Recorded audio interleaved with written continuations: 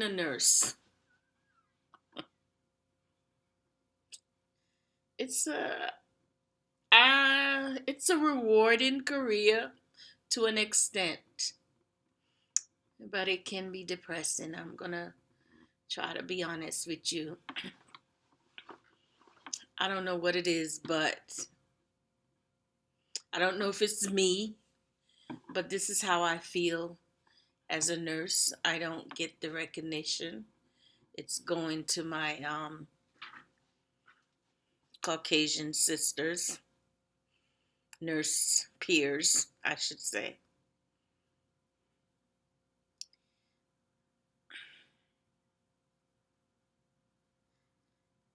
I know that it's difficult for others to understand until you walk in a nurse's shoes. Everybody thinks that nurses make a lot of money, but we don't. And I would say, like the other day, my daughter said she wanted to become a nurse, but she's that happy go lucky child. And I know that she would get very depressed being a nurse because you give and you give and you give till you can't give no more. It's like nobody appreciates you.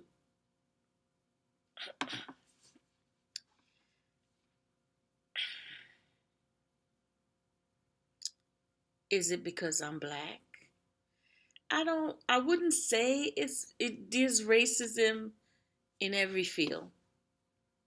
And yes, when I go into a patient room, all they see is a white nurse. They don't think I'm capable of being anything better or anything less. But I'm not going to talk about race because we already know that they think I'm just going to push the bedpan. What I want to talk about is my own failure, how I feel I fail. I went to school, how I end up in nursing.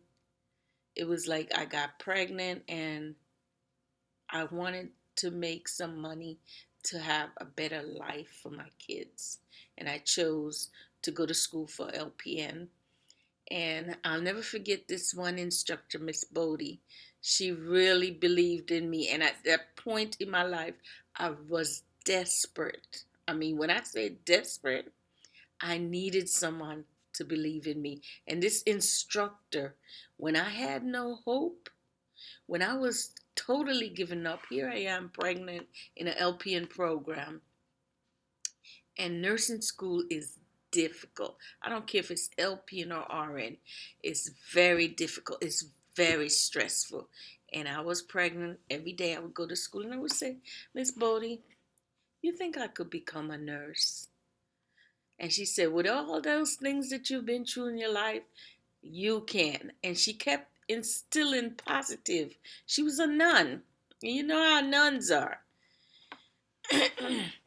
People think they're mean. And she did act mean, to be honest. But underneath that, they do care about you. And so she instilled hope in me. And I'll never forget it. And I hope I see her one day. And I will thank her for allowing me to become a nurse because I didn't think I would be anything. I just felt like I was doomed for failure. I was just going to be a street girl. And so while I was working as an LPN, I was an LPN for about 10 years. I was pushing the medication cart, and I used to say, I'm going to go to school to become an RN. And, the kid's father, he was working at the hospital, and I decided to go work every weekend and finish my RN. But became, before I, be, I went to Bucks County Community College for RN. But I had searched all over Philadelphia for a school for RN who would take me as an LPN and help me with my credit. In other words, they would take my credits and I wouldn't have to go that long to become an RN. And so I met this guy I think his name was Barry or Barringer or something like that. He was the supervisor. And I asked him, he was very cocky, and finally I asked him what school he went to, and he told me he went to Bucks County Community College. Because, I've been trying to get into Philadelphia Community College. I tried the surrounding area. I could not get in. And I felt so disappointed because I really wanted to become an RN because I was doing the work of an RN, but I wasn't getting credit. The RNs was getting credit for that. In other words, most of the black RNs would say you don't want to be an RN because it's a predominantly white field and you wouldn't fit in. I don't know why they would discourage me. Anybody can become an RN. So anyway, I took Barringer. I think his name is Barringer. I don't remember. But I took the information and I called my girlfriend, Ida, at the time. And I said, I found a school. It's Bucks County Community College, but she had a car. I didn't have a car. Um, so we can go out there and see if we can get in the program. And so when I went, Bucks County Community College in Newton, Pennsylvania, is way out in the country, and no transportation goes to that school. And I didn't understand at the time why.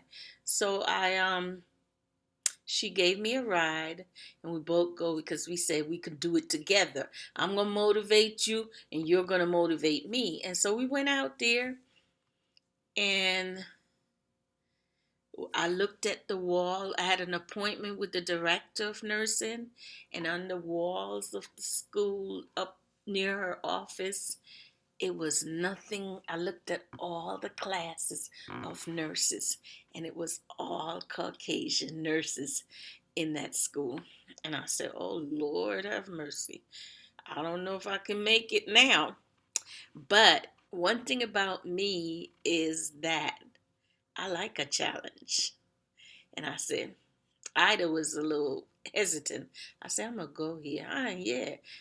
Something I felt something that it was an opportunity and I needed to step in. And when opportunity knock, I need to be there. And I'm going to go to this school and I'm going to finish it. That's what I said.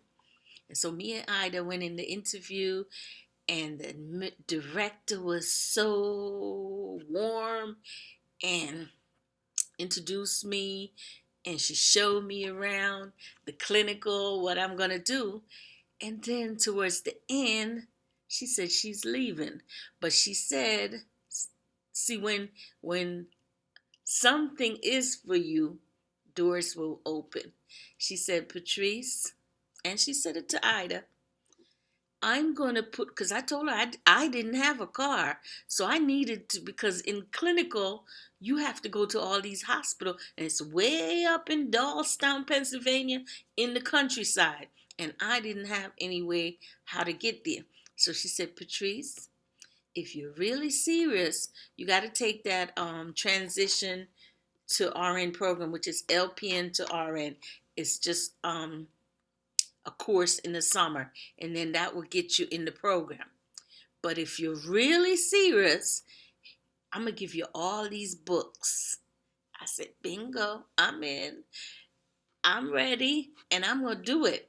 So she gave me all the books for the program. So I didn't have to buy any nursing books because she said, I'm going to leave. I'm leaving as the director. I'm leaving for the school. And she gave me all the book because the director gets the book free. So she gave me and Ida all the books. When I say all the books, for the whole semester for RN school. And she said, I'm going to do you one more favor. I'm going to get your schedule in order that you won't ever have to the clinical will be in an area where there's a bus that I could get to, because just in case, you can't always depend on your friend, because I was motivated to finish, and she did that for me. And she said they won't ever change you, because she said I'm gonna put you in these with these instructor that can help you move through the program. Could I ask for more? Did I expect to have this? They say white people racist now, but this was a miracle for me. And I said to Ida, I'm going to school. And we started together, Ida and I don't know what happened in her relationship, but she decided not to finish school. Not Patrice. Once I make up my mind, I got this tunnel vision. I have to finish it. I have to finish nursing school. And I don't care. It could be a hurricane. It could be this. I'm going to finish school. And it's only 1 year. So what could possibly go wrong? So I said, I beg with Ida, please don't give up, because once you get this opportunity, you may never get it again. And I'm telling the truth. It break up the friendship because I continue on and she was never able to come back into, I'm not sure because we lost touch. Last time I checked, she was still a LPN and I had become an RN. I'm going to tell you, when that school, every instructor she get, they were aware and to move me on. I mean, I did my work, but it was just, she didn't put me with instructors that there was going to be obstacles in my way. You know, those who didn't care. She kept me through and I finished. And while I was there, finished the program, May 20th, 1998. Immaculata University, I believe. I heard they had a 1 year program. As a matter of fact, LaSalle came to the school and they had a 1 year program where you could get your bachelor. But I liked it, Immaculata University, better because it was more supportive and it's just 1 day a week intense program. And I'm saying, hey, if I can do this 1 year and became an RN, I'm gonna continue while the miracle is open for me, and I'm gonna get that bachelor in 1 more year. I just continue on. In 2001, I received my bachelor's in nursing. So, why am I telling you this? Just that you should never give up. There is good people in life and you're going to meet some bad. But when opportunity comes to you, just take it. Just take a chance. Was it easy? I mean, I passed the boards and I was happy. And some people would say that's when my troubles start, because now that I'm an RN, I was able to work more and the relationship, I guess, suffer, but the relationship was already suffer. If he I encouraged him to go to school and I was pregnant and he left.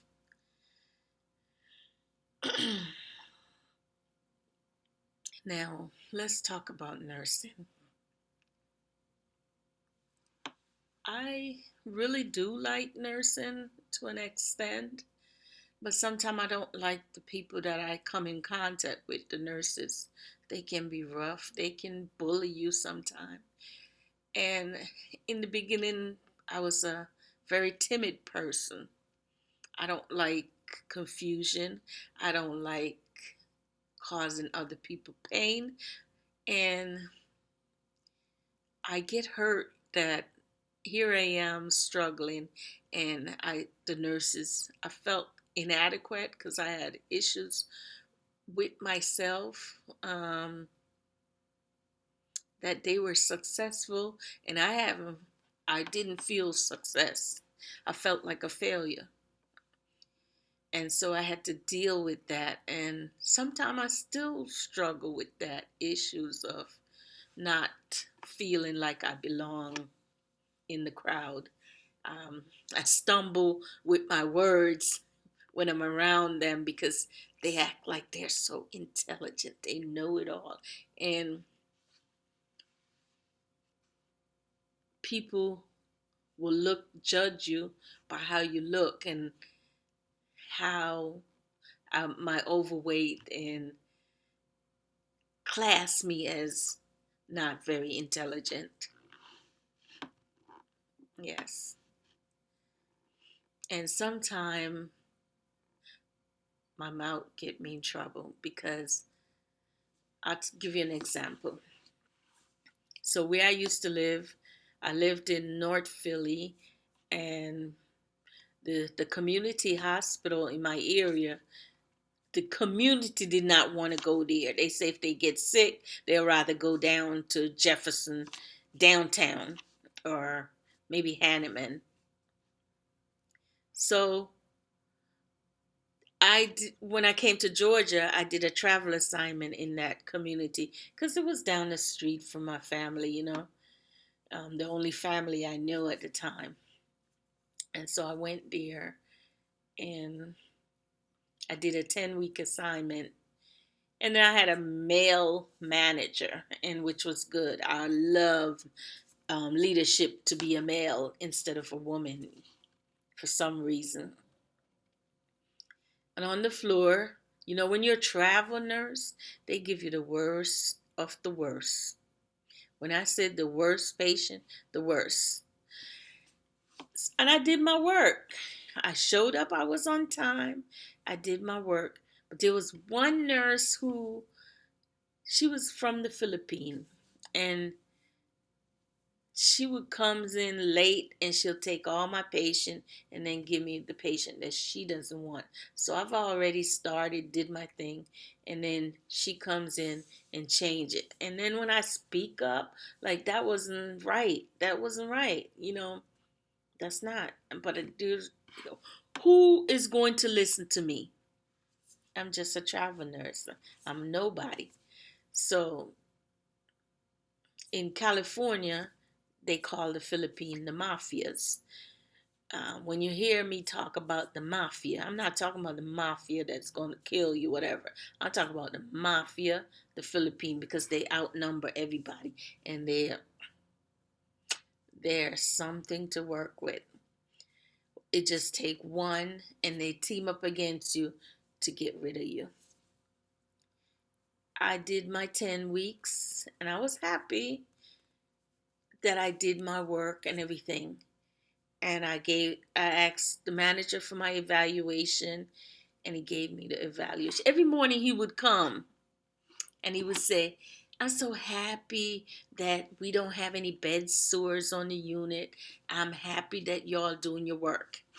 But when I got my evaluation, he said, it was all negative. And one of the things that hurt me so bad, he said that I was responsible for all the bed sores on the unit. But every morning he was saying there was none, and it was glad, and he's happy, and they score, because the unit are competing against each other. And he said I was responsible for all the bed sores on the unit. Blackie was. Blackie. I cried. I cried because I know I did my job. I couldn't understand. You waited 10 weeks. Let me stay in your facility working every day for 10 weeks. You could have got rid of me if you think I was giving your patient bed sore. I was harming your patient. Get rid of that nurse. Don't wait for 10 weeks, the last day, and you put it on my evaluation to stop me from getting work with the other agency. And I cried. And I just didn't know how to express myself. I just cried. Because these are the things that wear us out. No matter how hard you try, no matter what you do, you just label as inadequate, stupid, can't do anything right, failure. You're too black. Nobody wants you. In Seattle, Washington, Patients say, get rid of me because I call her Michael Jackson. Now this may be funny to you, but that's out of my character to call another patient Michael Jackson when I know Michael Jackson dead and gone. And I have a lot of respect for him. But they will find ways to tear you down.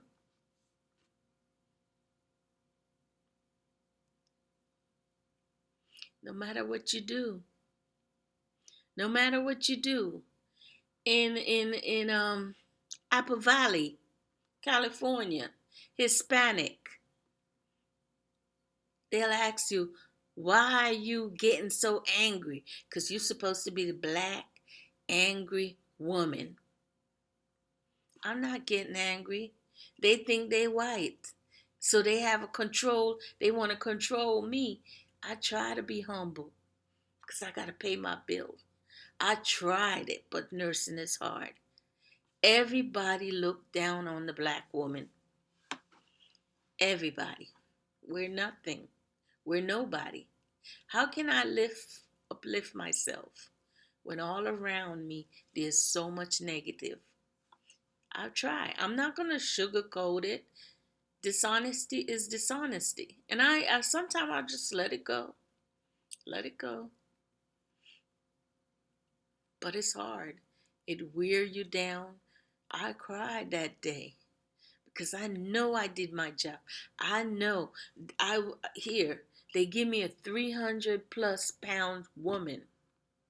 And when I call for help, no one was around to help me. I see them around. They helping each other. Most of them just got out of school. So when I'm trying to tell them what to do or show them the right way, they look at me as nobody. I don't know nothing. I'm retarded. That's what they say in school. I could never be nothing because I was in the slow class. I'm not trying to put myself down. I'm just using me as reality. Using me to tell you that this is how society sees us. The moment I walk in the room, it just happened to me last night. Walk in the room, the family said, are you the care? Are you going to wash my butt? I need my nurse. She don't hear, she don't see. I got a big sign. I don't want to show the hospital. I got a big sign said RNBSN. All she's seen is care nurse gonna wash her up. Total disrespect. As a matter of fact, what I noticed the hospital doing, the black nurse may have her bachelor's and she also have her master's. So now they putting it only RN only because the other ones only have RN. They don't have the higher degree. A way to put you down. And it's very depressing. Very depressing. So that's being a nurse.